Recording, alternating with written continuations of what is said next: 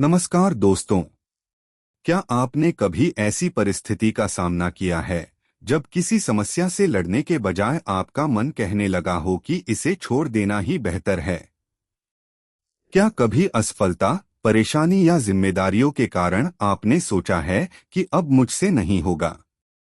अगर हाँ, तो श्रीमद् भगवद गीता का आज का श्लोक आपके जीवन के लिए बहुत महत्वपूर्ण हो सकता है।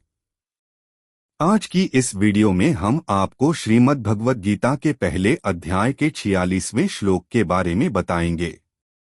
इस श्लोक को अपने जीवन से जोड़कर समझने के लिए वीडियो को अंत तक जरूर देखिए।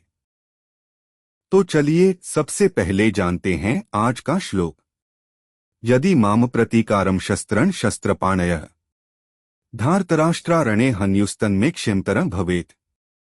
इस श्लोक का सरल अर्थ है, यदि हाथों में हथियार लिए हुए धृतराष्ट्र के पुत्र मुझे युद्धभूमि में बिना किसी प्रतिकार के अर्थात बिना हथियार उठाए ही मार डालें तो वह मेरे लिए अधिक कल्याणकारी होगा। अब सवाल यह है कि अर्जुन ऐसा क्यों कह रहे थे? अर्जुन युद्धभूमि में अपने सामने अपने ही परिवार, गुरुजनों और संबंधियों को देखकर पूरी तरह विचलित हो चुके थे। उनका मन युद्ध करने के लिए तैयार नहीं था। अर्जुन सोच रहे थे कि अपने ही परिवार के लोगों के विरुद्ध हथियार उठाकर विजय प्राप्त करने से अच्छा है कि वे स्वयं बिना किसी प्रतिरोध के मारे जाएं।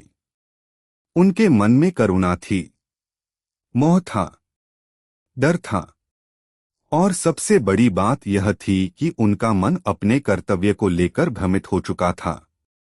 अर्जुन की स्थिति को अगर आज के जीवन से जोड़कर देखें तो हमें अपने जीवन की कई परिस्थितियां इसमें दिखाई देती हैं।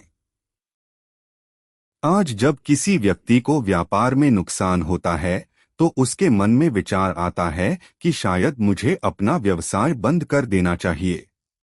जब किसी विद्यार्थी को परीक्षा में असफलता मिलती है तो वह सोच सकता है कि अब मुझसे पढ़ाई नहीं होगी। जब किसी व्यक्ति को नौकरी या करियर में बार बार असफलता मिलती है तो वह अपने लक्ष्य को छोड़ने का विचार कर सकता है। जब परिवार में कोई समस्या आती है तो हम कभी कभी समस्या को समझने और सुलझाने के बजाय उससे दूर भागने की कोशिश करते हैं। और जब लोग हमारे काम की आलोचना करते हैं तो कई बार हम अपने लक्ष्य पर ही सवाल उठाने लगते हैं। यही वह स्थिति है जहां हमें अर्जुन से एक बहुत बड़ी सीख मिलती है।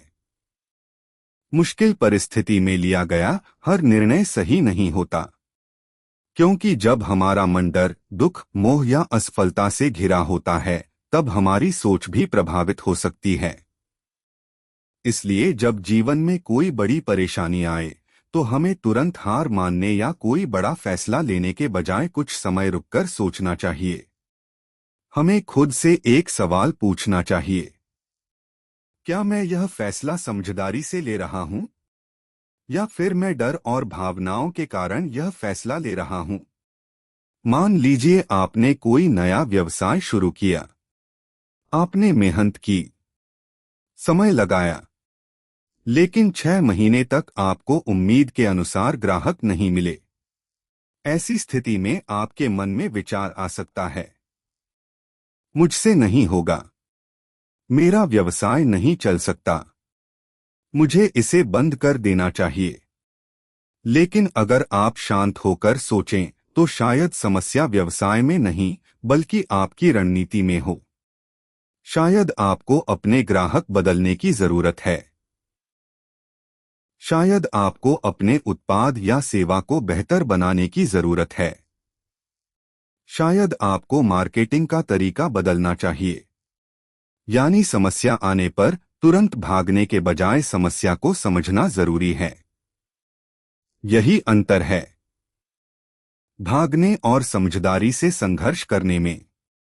लेकिन यहां एक बात समझना बहुत जरूरी है। इस श्लोक का अर्थ यह नहीं है कि हमें हर परिस्थिति में किसी भी कीमत पर संघर्ष करते रहना चाहिए। अगर कोई रास्ता गलत है तो उसे बदलना भी समझदारी है। अगर किसी काम में गलती हो रही है तो उसे सुधारना भी जरूरी है। और अगर किसी परिस्थिति में पीछे हटना ही सही निर्णय है, तो पीछे हटना भी कमजोरी नहीं है। गीता हमें सिखाती है कि निर्णय डर, मोह या भावनाओं के आधार पर नहीं, बल्कि सही समझ और अपने कर्तव्य को पहचान कर लेना चाहिए। अर्जुन भी उस समय अपने मन के भावों से प्रभावित थे, लेकिन आगे श्री कृष्ण उन्हें समझाते हैं कि केवल भावनाओं में बहकर अपने कर्तव्य से पीछे हटना उचित नहीं है।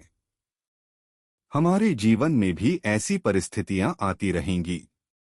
कभी सफलता मिलेगी, कभी असफलता मिलेगी, कभी लोग हमारी प्रशंसा करेंगे, तो कभी हमारी आलोचना भी करेंगे। कभी रास्ता आसान होगा, तो कभी बहुत कठिन। लेकिन कठिन रास्ता देखकर अपने लक्ष्य को छोड़ देना ही समाधान नहीं है।